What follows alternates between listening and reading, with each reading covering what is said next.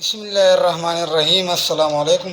امید ہے کہ آپ ٹھیک ہوں گے، اللہ آپ کو ٹھیک رکھے۔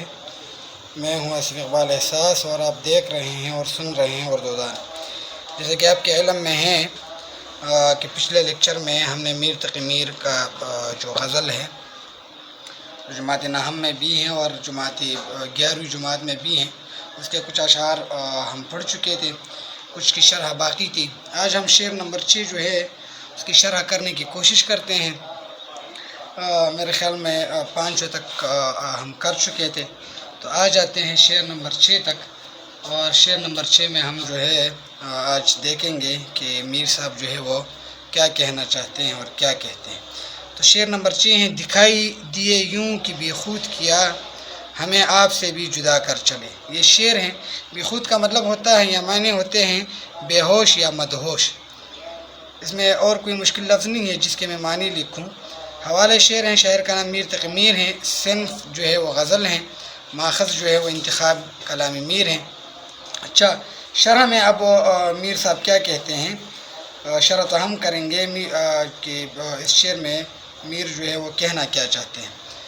تو شرح کی طرف آ جاتے ہیں۔ یہ محبت کی ایک فطری امر ہے کہ اگر محبوب کچھ عرصہ غائب ہو اور اچانک سامنے آ جائے تو عاشق کی حالت غیر ہو جاتی ہے۔ یعنی یہ ایک فطری چیز ہے کہ اگر آپ کو کسی سے محبت ہو، آپ اگر کسی کی محبت میں مبتلا ہو اور آپ کا محبوب جو ہے وہ نہ ہو اور اچانک سے وہ سامنے آ جائے تو پھر جو ہے انسان کی حالت جو ہے وہ غیر ہو جاتی ہے اور وہ یقیناً جو ہے اضطراب میں مبتلا ہو جاتا ہے۔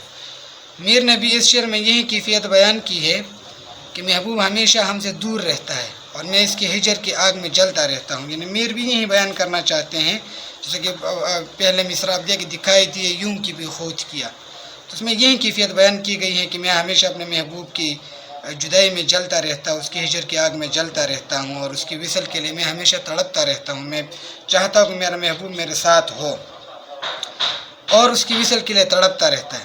بہت عرصے کے بعد ایک دن محبوب میرے سامنے اچانک جلوگر ہوئے، ان کے حسن کے جلووں کی تاب لانا ہر کسی کے بس کا کام نہیں۔ یعنی اچانک یوں ہوا کہ وہ تو غائب تھے اور اچانک پھر ایک دن یہ ہوا کہ میرے محبوب جو ہے میرے سامنے جو ہے جلوگر ہوئے، یعنی حاضر ہوئے، اور وہ اتنے خوبصورت ہیں کہ اس کو دیکھنا یا اس کو اچانک دیکھنا تو وہ اور اس کے جلووں کی تاب لانا جو ہے وہ ہر کسی کے بس کا کام نہیں ہوتا۔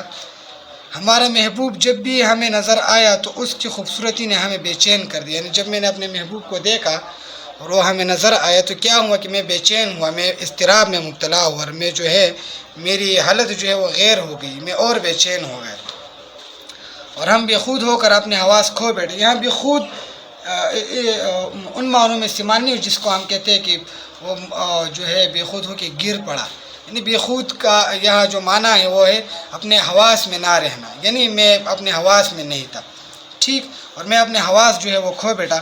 ہمیں پتہ ہی نہیں چلا کہ محبوب کب آیا اور کب گیا، کہ مطلب میں اتنا جو ہے حواس باختہ ہو گیا تھا کہ مجھے پتہ ہی نہیں چلا کہ میرا محبوب کب آیا اور کب گیا۔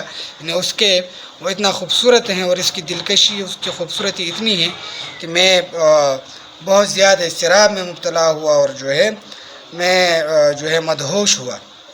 میر ایک اور جگہ کہتے ہیں: بے خودی لے گئی کہا ہم کو، دیر سے انتظار ہے اپنا۔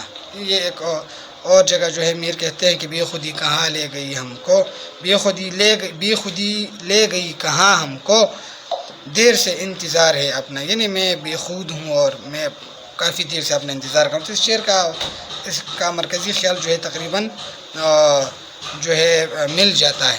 تو بنیادی چیز جو اس میں بیان کی گئی ہیں وہ یہ ہے کہ مطلب میرا محبوب بہت خوبصورت ہے، وہ نہیں تھے اور اچانک جلوگر ہوئے تو اس کو دیکھ کر میں مدہوش ہوا اور اتنا مدہوش ہوا کہ میں خود کو بھی بھول گیا۔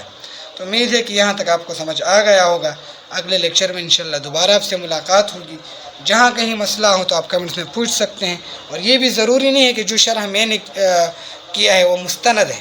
یعنی جہاں تک مجھے لگ رہا تھا تو مجھے یہاں تک ٹھیک لگ رہا تھا، تو مجھے لگ رہا تھا کہ یہ ٹھیک ہے، کوئی اور اس سے بہتر کر سکتا ہے۔ ٹھیک، چلے، اپنا خیال رکھیے گا۔ اللہ حافظ۔